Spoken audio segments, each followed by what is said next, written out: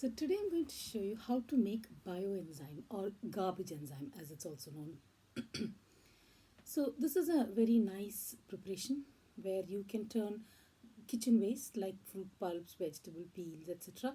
into a solution which can act as a fungicide for your plants or a growth promoter, or you can also use it as a disinfectant in your house. So to begin with, we need 1 part of unrefined sugar. Here I've used jaggery. You can use molasses. Make sure you avoid white sugar as it contains sulfur which can inhibit the process. Then we need 3 parts of fruit pulp, vegetable bits and pieces, peels. Here today I've brought carrot peels. Then I have pieces of orange, a few pieces of grapes, and then I've got peel of papaya. All these from my kitchen garden, from my kitchen today. The only thing we need to remember here that this has to be fresh. And then we need 10 parts of water, right? So to put it all together, we need a container. A plastic container is best, a bottle like this. If it is made of glass, there is a risk of it bursting when the air pressure inside increases. If it's a glass container, it can burst, whereas a plastic can expand a little bit. So what we do is we begin with adding the fruit pulp inside. So what is interesting about this thing is that the solution is that you can make it according to your interest and your creativity. You can make it of different flavors. You can use it, for example, if you use citrus, you can have that.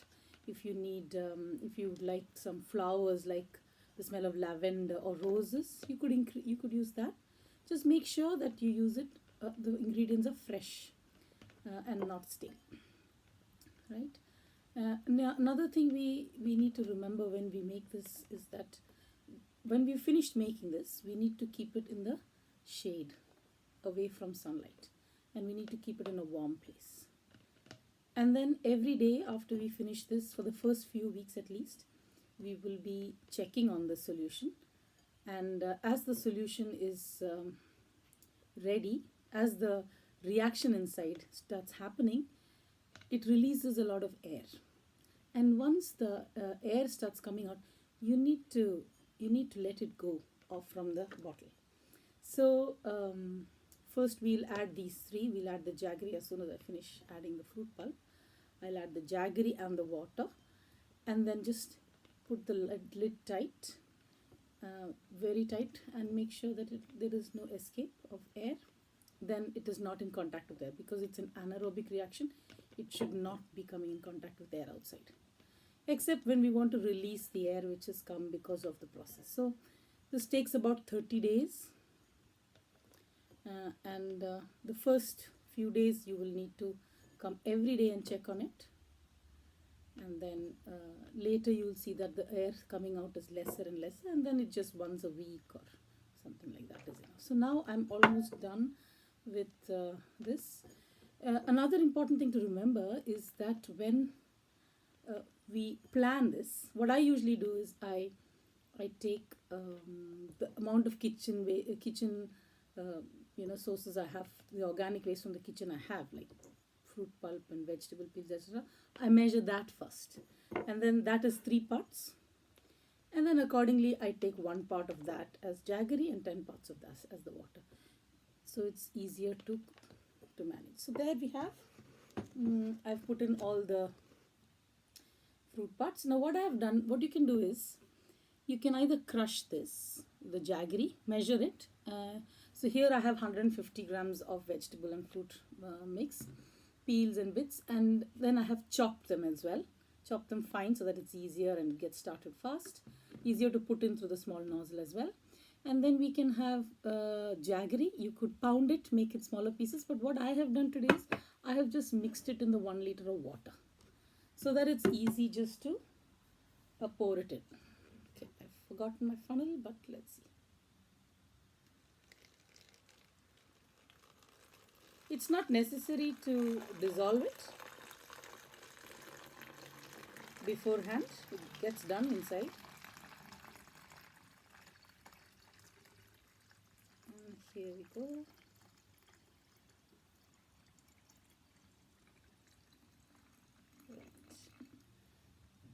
So it's as simple as this. That's all we need to do. We put this lid tight. Another important thing to do is to label it. Label it when you made the solution so that you have an idea when it will be ready. So what I do is I normally have, so usually I have a label written here and it is very easy to see. Once this is done, the fruit pits will come down to the bottom and the solution will be quite clear. If whenever you need to come once in a, like if you made this today, tomorrow you can come once a day and slowly release this, because it'll be very tight. It's like a pressured liquid or pressured air sitting inside waiting to go out. So you need to be very gently opening it and it will give a sleet once you release it and it goes off. And then you screw it tight again and keep it off for another day. So first week or two you need to continue releasing the air from it, but later you'll see that it's lesser and less air coming out, so you could do it once or twice a week, and then slowly very little once in a while if you feel the need, right? And then the solution is ready. Once it's ready, you can dilute it. Use it only in dilution. So we take 1 part of this to 1%, that is 1 part to 100 parts. So if you're using 1 ml of this, then you can dilute it with 100 ml of water, and we can go on. You can use it to spray on plants for using them as a fungicide. If you have some plants which need to get a growth spurt, you can either in flowering or in just growing up, as soon as they are into small saplings, you can add this a little bit. Instead of watering them with water, you can put this there.